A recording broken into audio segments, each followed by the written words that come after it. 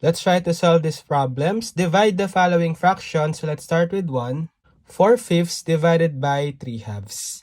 So when we are dividing fractions, we simply copy the first fraction, 4/5, then change the operation to multiplication, then get the reciprocal of the second fraction or the divisor. So 3/2, its reciprocal, it's 2/3. So we will have 4/5 times 2/3. So we just need to multiply the numerators. 4 times 2, that's 8, over the product of the denominator, 5 times 3, that's 15. So the final answer is 8 over 15.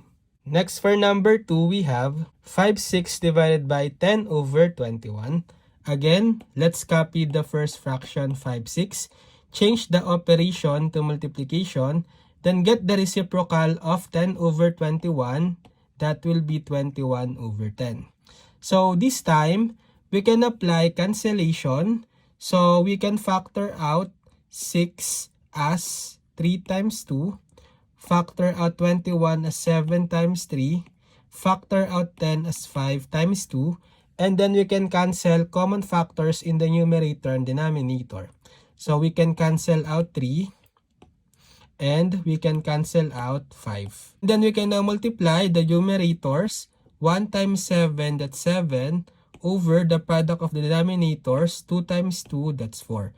So we have 7 over 4, or you can transform this into mixed number. So divide the numerator 7 by the denominator 4. 7 divided by 4, that's 1. 1 times 4, it's 4. Subtract 7 minus 4, that's 3. So therefore, 7 over 4 is the same as 1 and 3 over 4. Next, for number 3, we have 2/5 divided by 3. So we can transform first the whole number into fraction by having a denominator of 1. So this is also equal to 2/5 divided by 3 over 1. Again, applying the rule, let's just copy the first fraction, 2/5, change the operation to multiplication, and get the reciprocal of 3 over 1, that's 1/3. So we can now just multiply numerator times numerator, 2 times 1, that's 2, over denominator times denominator, 5 times 3, that's 15. So the final answer is 2 over 15. Next, for number 4, we have 1 3/4 divided by 2 and 1/6. So when we are dividing mixed numbers, we can transform them first into improper fraction. So transform 1 3/4 to improper fraction. So multiply the whole number by the denominator. 1 times 4, that's 4. Then add the product to the numerator 3. 4 plus 3, that's 7. Then copy the same denominator, 4, divided by, transform 2 and 1, 6 to improper fraction as well. 2 times 6, that's 12. 12 plus 1, that's 13, over the same denominator of 6.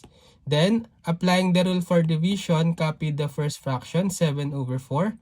Change the division to multiplication. Then get the reciprocal of 13 over 6, 6 over 13. So we can factor out 4 as 2 times 2, 6 as 2 times 3, and we can cancel the 2. So we are left with product of the numerator, 7 times 3, 21. And for the denominator, its product is 2 times 13 or 26. So the final answer is 21 over 26.